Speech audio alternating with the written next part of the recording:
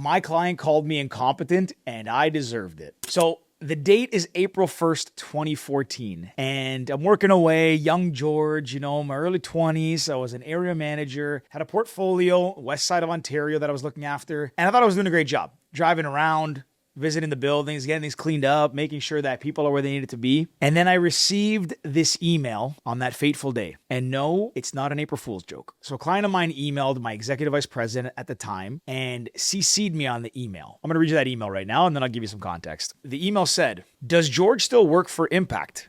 Question mark. I heard through the grapevine, blah, blah, blah, blah. The rest of the context doesn't matter." It's that first sentence that hit me like a dagger to the heart. I was young, so at first I was pissed. Like, I took it very personally. I was angry.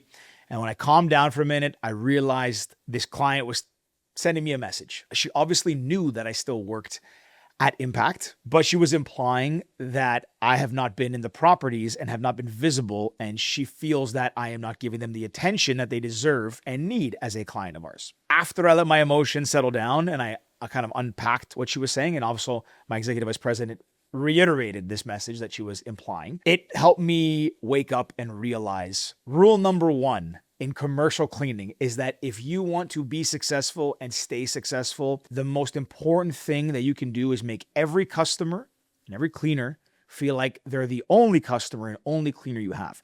And how do you do that? You spend as much time as possible in the field. That means be in your buildings. That's it. It is that easy to be successful in this business. Again, when I got this email, like mad, insulted, but yeah, I deserved it. And what that did was it gave me a wake-up call. Again, I was in my early 20s. Now, it didn't make me perfect overnight. I didn't go and become like the greatest operator in the world overnight just from this one email. But that email has lived rent-free in my head ever since. That's almost exactly 12 years ago. That's crazy. I think about it often because as our business has scaled, at that time we might have had 400 cleaners. Today we're over 1,000, sometimes near 1,100. So our company has almost tripled in that time. What'll happen, which happens with most companies, is as you grow, you hit different plateaus, different milestones, and you try to put in different processes and systems.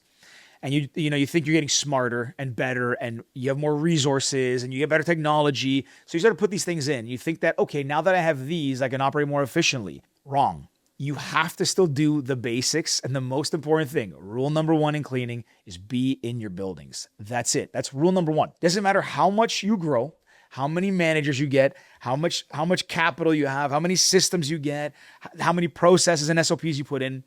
You can never stop doing this. You can stop doing it, but your business will suffer. If you want to succeed and build a great business, as the owner, you can never forget rule number one. And if you're going to build, if you're going to put processes in, you're going to make hires, you're going to bring managers, you're going to put SOPs and ISO and SIMs, all these different things. You're going to put things in to make your company better and run smoother, more seamlessly. You should be doing it with the sole purpose of allowing you to remain in the field. So you don't put them in so you can sit at a desk and have 12 screens like a Bloomberg terminal, and you're watching this ticketing dashboard. You're watching these inspections, and you have these live stream. That's not what you're doing this for. You don't put in technology for that purpose. The things that you do to improve your business as you scale, to find efficiencies, is again to allow you to remain in the field and still be able to operate your business, to maintain the culture, to drive outcomes. That is what you need to do. So whenever you're trying to change anything, make sure it serves that purpose. How can I, as the owner, stay on the road all day, driving site to site and just being in front of my cleaners and being in front of the clients? Now, I'll state the obvious, but if you have, any semblance of an idea of what the service business entails, you already know why it's important to stay in the field. Number one, being close to your cleaners is important. I mean, you can have the best managers, but the cleaners still want to know that the owner cares about them. You can also hear from them directly. It's a great way to just ensure your messaging of what you believe you want your company culture to be, of what you expect from service excellence, is getting down to them and is not broken along the way. I can't tell you how many times I've shared a message here at HQ that I've asked a manager to go into the field and tell the team at that site, and I go there and I see them and they have no idea what I said or how I said it or any of that. So to ensure consistency, it's important that you go around, because one, it will, your team will know that you are now going to those sites, so they can't half-ass the message. They can't ignore going to that site and telling the team, because they know you'll go there, talk to the cleaner, and you'll find out pretty quickly who's doing their job and who's not at your management level. So it's a great way to ensure that things are just flowing consistently. Now, if you have to babysit everyone all the time, that's a problem in and of itself. But again, people get busy, they forget things. This just ensures the culture of I'm the owner. I'm in the field. I will hear what happens at all levels. So please make sure you're doing the things that I ask to be done. You'll also get feedback from your cleaners. So you'll hear what they like, what they don't like. You might have this great idea. A supplier might present to you this new technology or this new equipment that's going to make their life easier, and they hate it. And they might hate it for not, unreasonable reasons. So you might be up to you to coach them and explain why it's better for them. But they also might hate it because it might genuinely suck. Sometimes people I've had manufacturers present tools to use that look great, sound great, and can drive efficiency based on their studies. You give it to a cleaner and this is awful. It doesn't clean better. It cleans worse. It's making life harder. So it's important that you hear what the field thinks about things, what the cleaners think about things before you start to implement. So being in the field allows you to do that. Now shifting to the client side. This is something that I got wrong early on. We wanted to grow and be a national company because we used to, as a smaller company and a regional family one, we thought being national is cool. It opens doors. Everyone's going to think we're big. That could not be further from the truth. National is cool on certain opportunities when you're bidding on national work, but going and telling your local printing company that you do work for in their 10,000 square foot, printing shop that you're a national company, they don't care. They care that you can serve them well. They care that you care about them and they should feel like you're there only to serve them. So going and telling them, hey, we're not, again, in fact, it'll hurt you. It'll just look like you're stretched. And the second that they feel they're not getting the attention, they're gonna be like, oh, well, they're national. They don't care about us. They care about the big contracts. So that's something that I got wrong. And I definitely do not tell everyone that we're a national company. They can figure it out themselves. And yeah, I'll tell people when I'm excited about it, but it's case by case. So going back to the point about the client side of why being in the field is valuable, as you grow and get stretched, you're going to naturally have less time for less people. That makes sense. Less time for less people.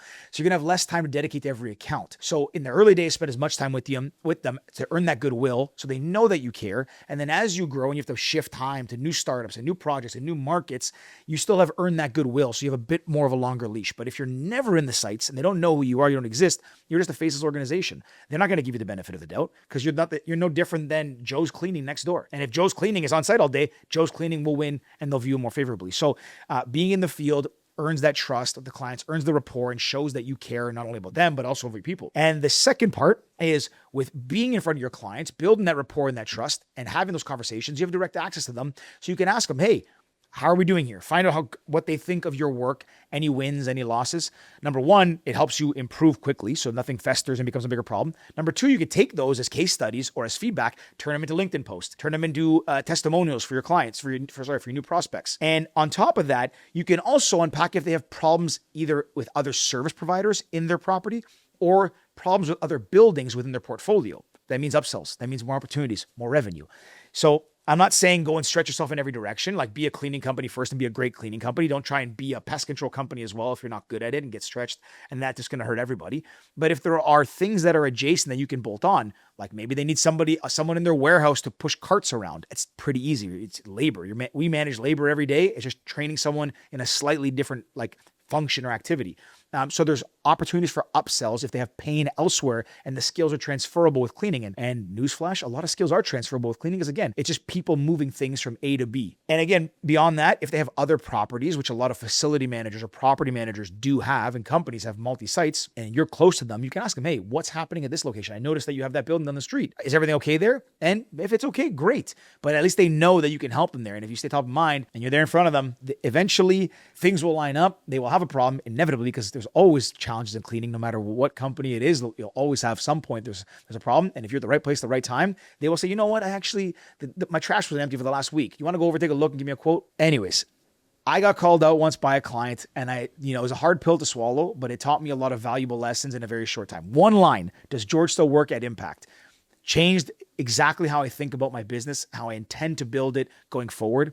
I plan to be in the field as long as I can, as much as I can, and it has proven to be the most valuable thing that I can do with my time. It is the least scalable because you have to drive around, you can't be everywhere. It's much easier to be emailing everybody because you do it more at once, but it is still the highest ROI and the best use of your time because you have direct access to everybody, they have direct access to you, and you just get feedback much quicker. So if you want to build a great cleaning company, rule number one, spend as much time in the field as possible, and everything you build into your company should be in service of allowing you to free up as much time as you can to stay in the field. That's all for today. I hope you enjoyed watching this.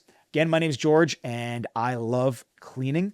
I talk about cleaning all the time. I write about cleaning all the time. So give this video a like, a comment, a subscribe, share it with your friends. I would appreciate it. It would mean the world to me. I want to help as many cleaning owners as I can. Frankly, I want to help facility managers and property managers too get a better understanding of what happens in commercial cleaning. So if you know anybody that fits that persona, please send this to them. Again, I would really appreciate it. And that's it. I also write on other socials. So you follow me on LinkedIn, follow me on Instagram, TikTok, Substack. The links are all there. Anyways, that's all. Have a great day and get out there, keep cleaning.